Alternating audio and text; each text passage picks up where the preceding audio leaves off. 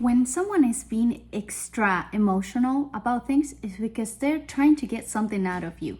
For example, if you're telling them, hey, can you pass me that cup that is over there on the table? And they go like, oh, okay, I'll give you that cup. If they are having that reaction, they don't want you to tell them what to do. And basically, when they're having attitude, they're giving you that message of, hey, don't tell me to do this, don't ask me to do this, so that you feel guilty that you're asking them for something that is a burden for them. Some people might use their emotional things just to tell you something. For example, oh, who left this right here? This shouldn't be here. And like, there's better ways to communicate with the people around you, right? There's a way to communicate that is way healthier, that it doesn't have to involve emotions, because it also takes like energy out of you to use emotions to communicate something across. Sometimes there's so many people around us that are very emotional, immature, and we need to be aware of this. We need to be aware that people are being emotional around us. So it's okay to call out the person that you're with or the person that you're surrounded yourself. It's okay to call them out and say, hey, do you feel okay that this happened? Is there anything we can do to help you? Or simply ask them what is going on. How did your day go? Or what are you dealing with in the moment? Because we never know what the other person is dealing with. We never know what are their burdens and their problems and what they're going through. It could be such a tiny thing, like maybe they are having a bellyache. Maybe they just heard really bad news from friends. Maybe they got a passive aggressive comment from someone. Maybe their brains is not working the same way because of hormonal issues or anything. So we need to be a little bit more compassionate towards them, and at the same time being aware that some people can be extra emotional about things. But as long as we are having a healthy communication, as long as we can call out people, as long as we can tell them the key words like, hey, what is your intention by telling me this with such a tone? Is it because you really don't like when this happens? Does this triggers something out of you? Are you dealing with something right now? Or like, what is your intention, so that you don't feel guilty for the way they are talking to you?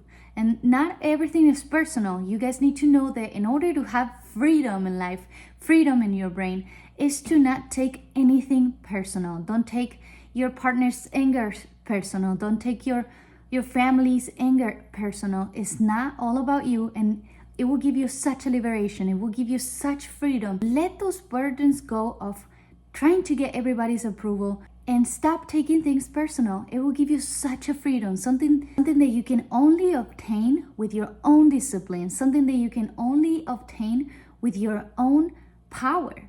Claim your power by not taking things personal, and it will change your life forever. I promise you, if you stop taking things personal from everybody, what they're saying about you, what emotions they're having towards the way they communicate with you, or whatever, the weather, whatever it is that you feel like is something personal, it's not personal. We need to claim our power by not taking things personal. Be more aware of what you say to all the people, and be more aware of what they say and how they say it. Be aware that there's tones. Me as a Latina, I tend to have an attitude a lot of the time. Sometimes I do it on purpose because I really like talking like how I grew up talking. But for my husband that lives here in the United States, sometimes my attitude might feel a little bit uneasy and might feel a little bit uncomfortable because he's not used to. So he might not know what sarcasm is. He might not feel comfortable with my tone. And I tend to have a tone. At the beginning of our relationship, I used to not notice that I will have an attitude, that I will have tones, because that's literally how I grew up. To me, that was normal. But for my husband, it wasn't. He was raised with much more calmness. He was raised with communication. And so for me, having an attitude was a thing. And sometimes I tend to be a little bit more emotional, and I tend to have a little bit more of a tone. So be aware of that. Be aware of people that complains around you, because that's another thing. It's okay to call people out that are complaining, cussing, or using emotional things to get through you, or even having an attitude. It's okay to let them know. Now, if you are in the store and the cashier is having an attitude, maybe you shouldn't put your energy over there. Also save your energy. Don't put your energy over there. You have no idea what that person is going through. But if it's someone that you're leaving day by day, it's okay to call them out.